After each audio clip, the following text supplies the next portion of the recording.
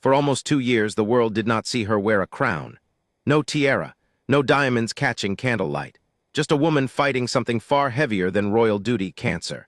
And then, on one summer evening in July 2025, under the golden ceilings of Windsor Castle, Catherine, Princess of Wales, walked back into history.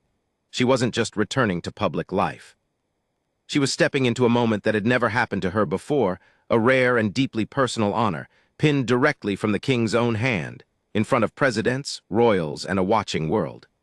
This is the story of that night, of survival, of quiet strength, and of a title that turned an ordinary banquet into a piece of royal history. Windsor Castle had not looked like this in a long time. Since early morning, the ancient stone walls had been humming with a kind of nervous, electric energy that only comes once every few years, when a foreign head of state is welcomed onto British soil with the full and ceremonial weight of the monarchy behind him. Flags of two nations, the Union Jack and the French tricolor, hung side by side along the long walk, snapping gently in the summer breeze as though even the fabric itself understood the significance of the day. Police outriders rehearsed their formations one final time.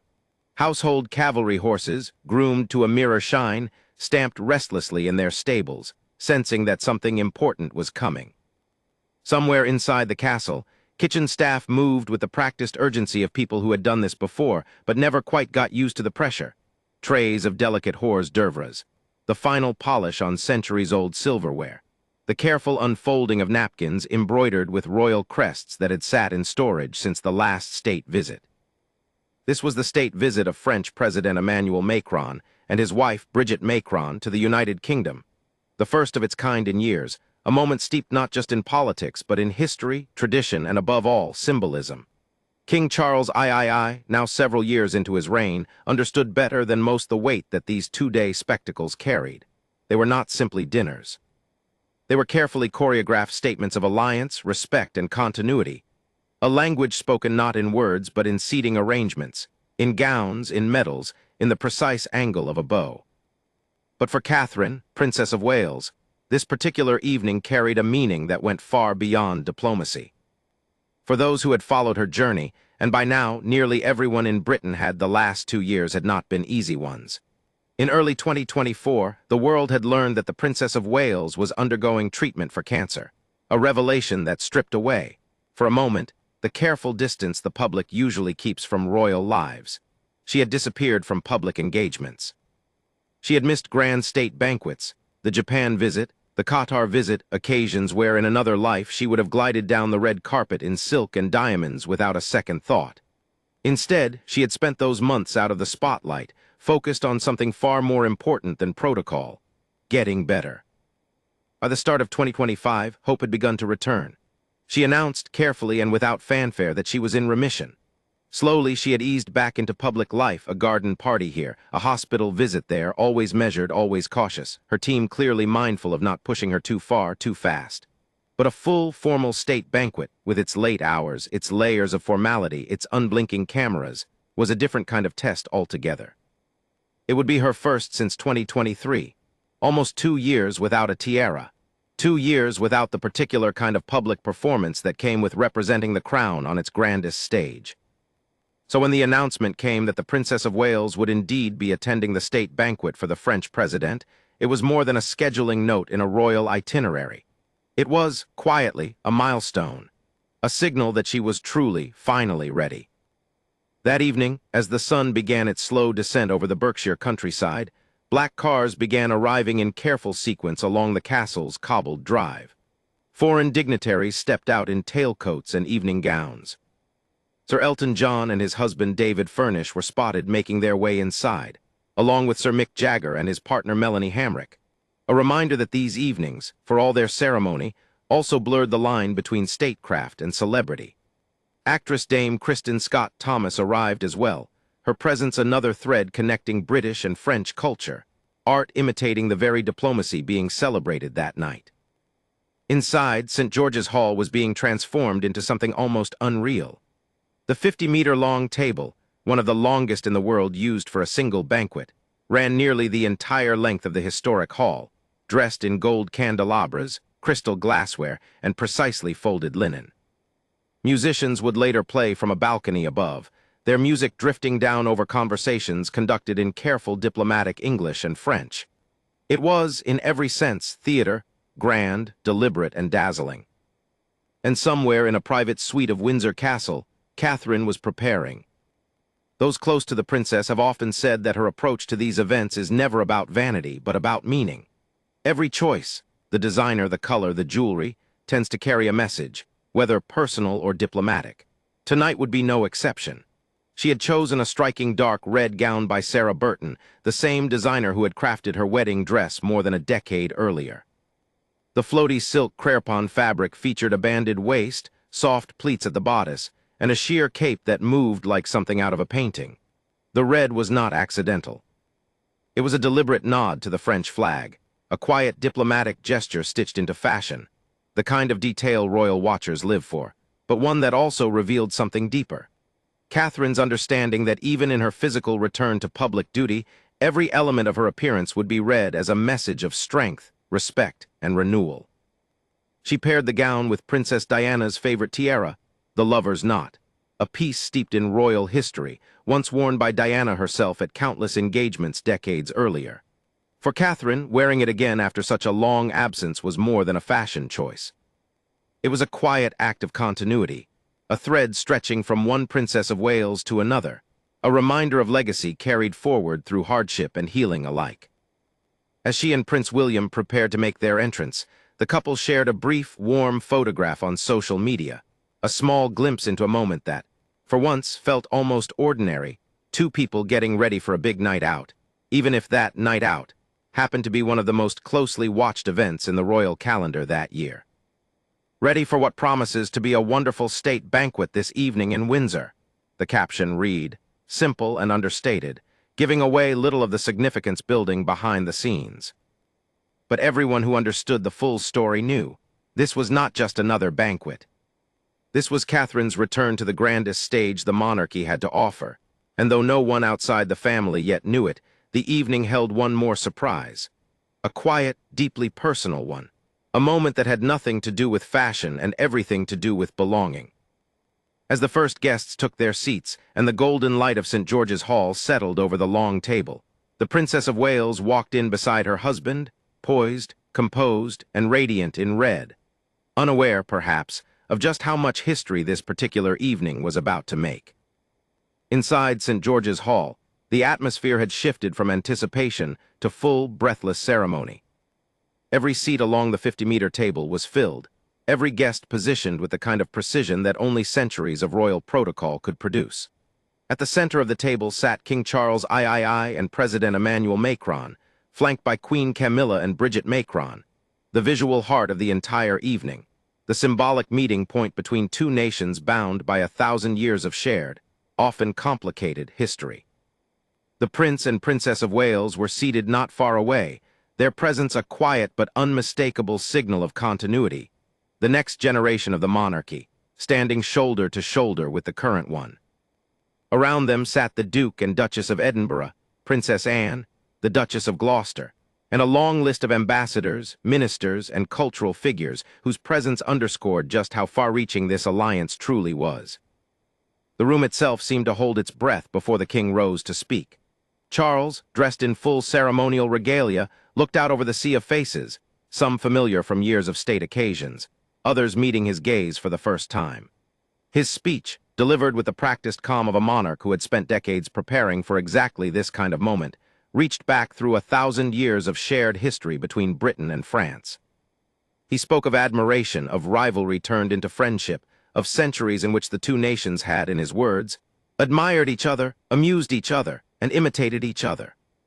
It was warm, historically rich, and carefully balanced, acknowledging old tensions while firmly planting the flag of modern partnership. He spoke, too, of the present, of a world facing threats that respected no borders, no fortress strong enough to stop them alone. It was a subtle but clear message. In an unpredictable world, old alliances mattered more than ever. When Charles referenced William the Conqueror, the Frenchman who centuries ago began building the very castle they now sat inside, President Macron reportedly gave a small, knowing smile. A private moment of historical irony shared between two leaders in a room built on exactly that kind of connection. Camilla, seated beside her husband, wore a striking white gown, a color choice mirrored by several of the royal women that evening, Duchess Sophie in white sequins, Princess Anne in ivory embroidered satin with the diamond festoon tiara, the Duchess of Gloucester likewise in pale tones. Together, the group of white-gowned royals created a visual echo of the French flag's white stripe, a subtle sartorial diplomacy playing out in real time, gown by gown, tiara by tiara. And then there was Catherine, the one splash of vivid red among the sea of white and gold, deliberately, beautifully out of step with the rest, and all the more striking for it. As the courses were served, each one a carefully choreographed procession of some of the finest British and French culinary tradition, conversation moved easily between English and French, laughter occasionally rising above the low hum of formal chatter. Security, as always at these events, was extraordinarily tight. Behind the scenes, former royal chefs have spoken about the extreme measures taken to protect events like this one. Every piece of food, every knife, every serving dish x-rayed before it ever reached the table. Catering staff were escorted directly from a nearby police station to the castle grounds. When a head of state is present, these precautions intensify even further, sometimes extending to the use of code names for individuals and operations. A reminder that beneath the glittering surface of chandeliers and orchestras, an enormous, invisible machine of protection was operating around the clock. For most of the guests, the banquet unfolded as these events always do, a blend of pageantry, diplomacy, and quiet human moments tucked between the formality. Old friends greeted each other across the long table. Diplomats exchanged polite, careful words designed to mean exactly what they said and nothing more. Musicians played from the balcony above, their melodies drifting down over crystal glasses and candlelight, filling the vast hall with a sound that felt, for a moment, timeless, as though the room itself remembered every banquet it had ever hosted, stretching back centuries. But for those who knew to look closely, there was something different about tonight. There was a particular attentiveness from King Charles whenever his gaze moved toward his daughter-in-law. There was a certain protectiveness in the way Prince William positioned himself beside his wife throughout the evening, a subtle readiness in case the long night proved too much. Catherine, for her part, appeared composed, present, engaged in conversation. But those who had watched her closely over the years could see the quiet effort behind the ease, the discipline it took to sit through hours of formal proceedings after 2 years spent largely out of the public eye. It was, in many ways, a test she had chosen to take, not because anyone had forced her hand, but because she had decided, in her own time and her own way, that she was ready to step back into the full weight of her role. And Windsor Castle, on this particular July evening, was about to reward that quiet courage in a way that no one outside the family had anticipated. As dessert courses were cleared and the evening moved toward its final ceremonial moments, an unspoken shift settled over the room, the sense that something more was still to come. The formal toasts had been given, the historic speeches had been delivered. And yet among the royal family, there remained one more piece of the evening's story still to unfold. A private, deeply symbolic gesture that King Charles had been planning to reveal, one that would turn this state banquet from a diplomatic triumph into a moment remembered, for the Wales family, as something far more personal. It happened quietly, almost without fanfare, which, in hindsight, made it all the more powerful. Those who understand the deep, often invisible codes of royal tradition know that the most meaningful gestures within the family are rarely loud. They are not announced with trumpets or press releases. They arrive in the smallest details, a pin on a dress, a ribbon in a particular shade of blue, a badge no larger than a coin, yet carrying centuries of meaning behind it.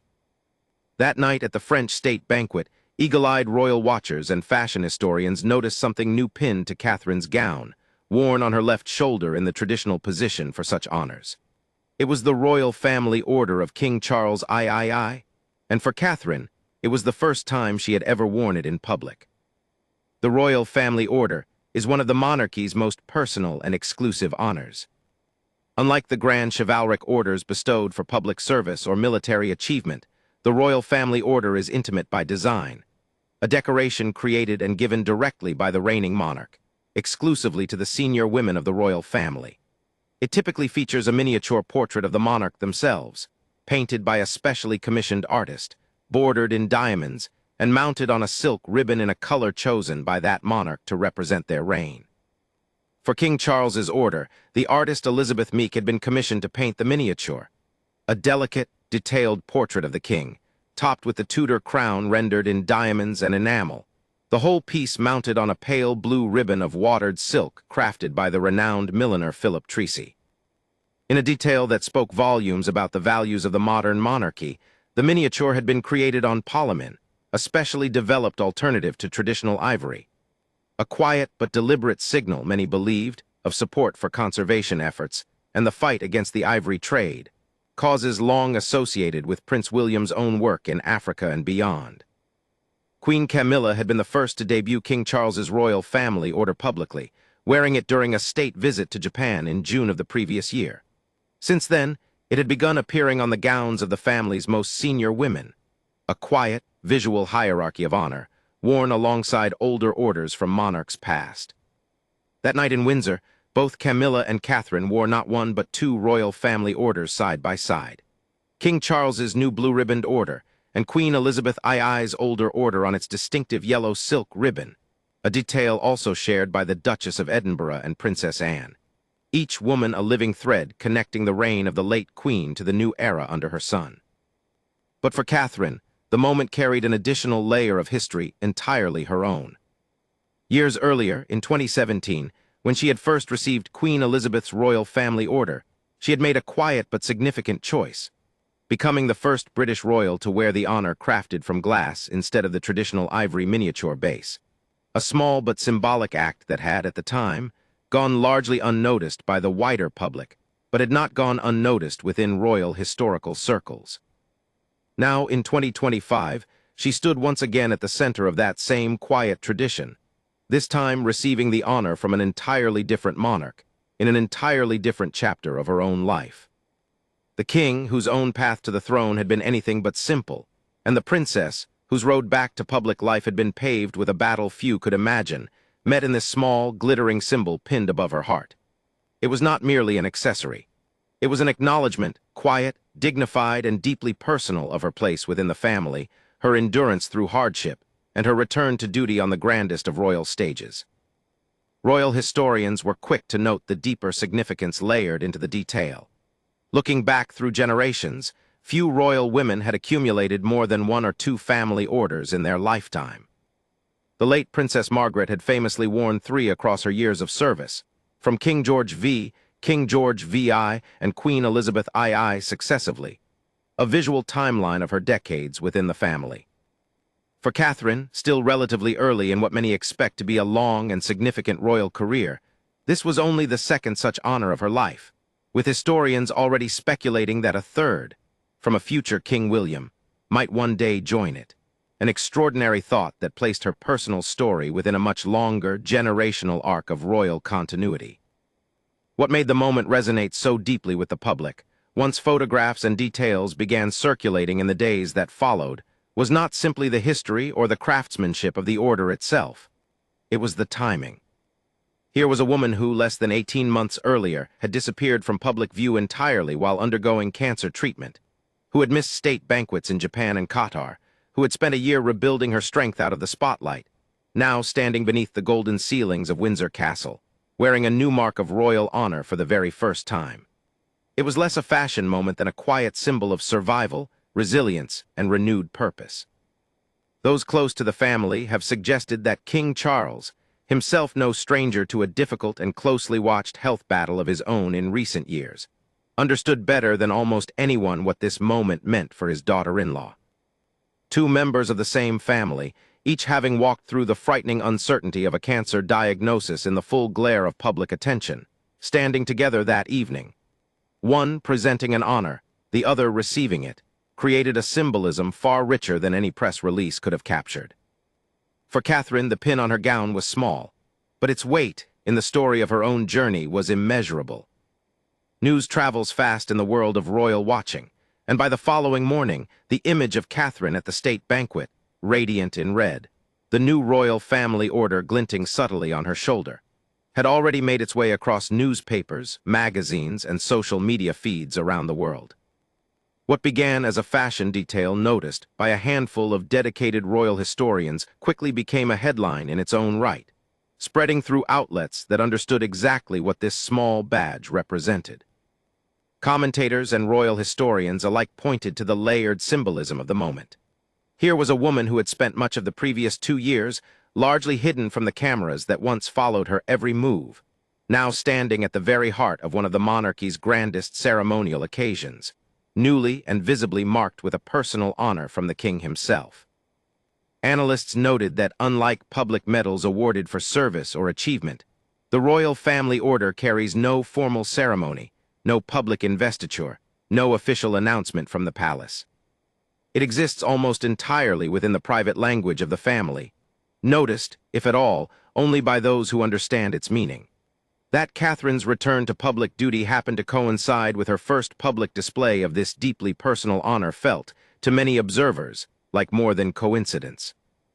It felt like a quiet but deliberate statement from the family. She was, unmistakably, back, and being welcomed back not with grand fanfare, but with the family's own quiet, private language of belonging. Social media saw an outpouring of reaction. Fans and royal watchers who had followed Catherine's health journey since the initial announcement in early 2024 expressed genuine emotion at seeing her not just present, but glowing, confident, and marked with new royal recognition. Many drew direct lines between the moment and her earlier public statement about entering remission, framing the banquet appearance as a kind of unofficial closing chapter to a very public, very difficult year and a half. Others focused on the historical layer, pointing out her earlier quiet milestone in 2017 as the first royal to wear a glass-based family order rather than one made from ivory, drawing a thread of environmental consciousness through both moments, 7 years apart, and tying her personal story to the broader conservation work long championed by her husband. Fashion historians, meanwhile, pored over the details of her gown and jewelry choices with the kind of careful attention usually reserved for the most significant royal occasions. The red Givenchy gown, crafted by Sarah Burton, the same designer behind her wedding dress over a decade earlier, was read as more than an aesthetic choice.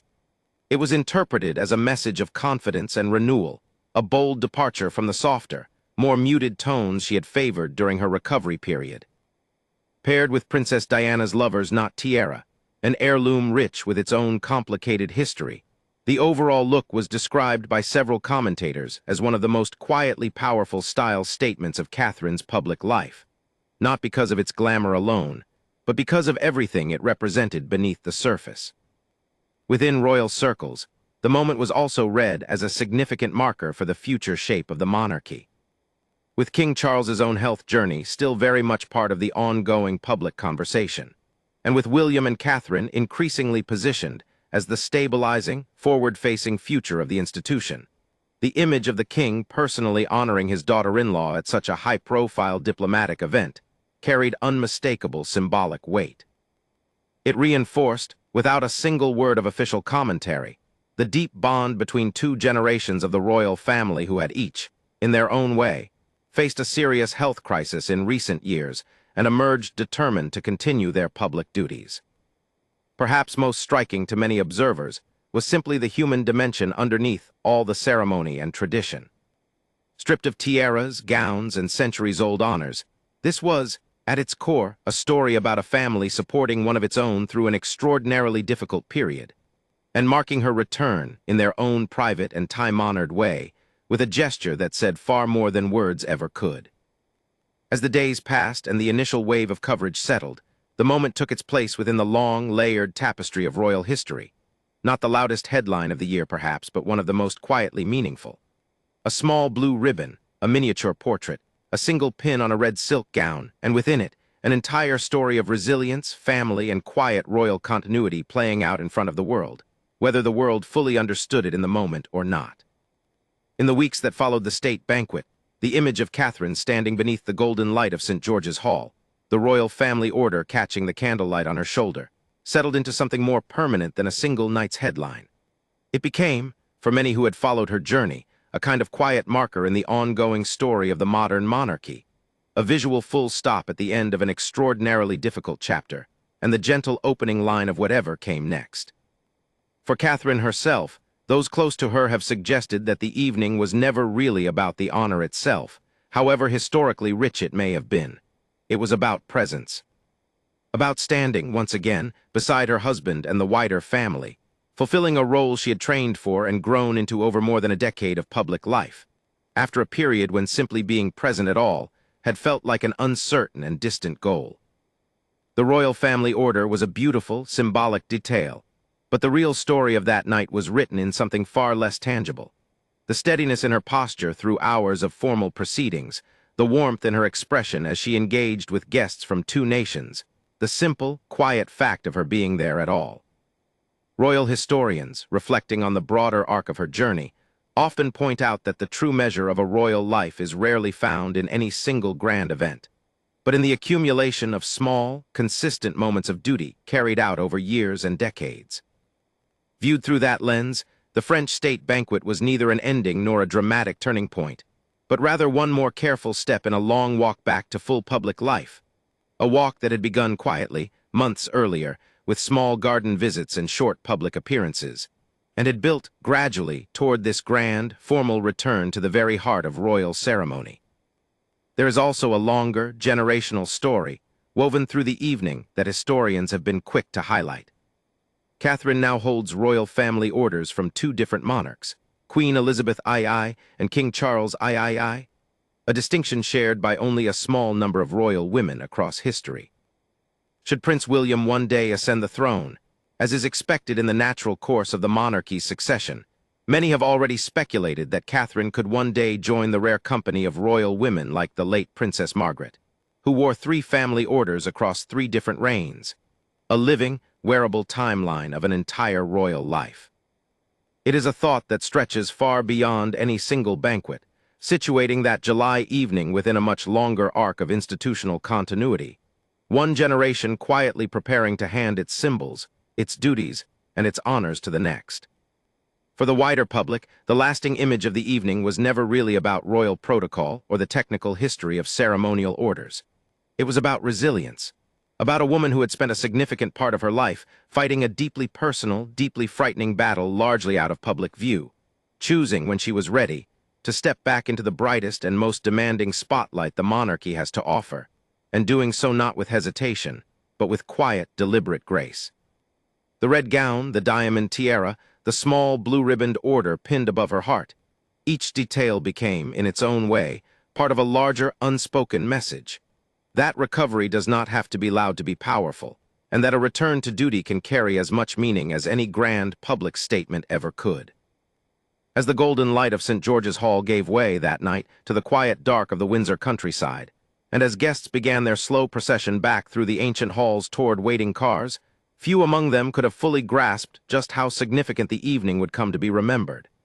It was a state banquet, yes, a diplomatic triumph between 2 historic nations, carefully staged and beautifully executed.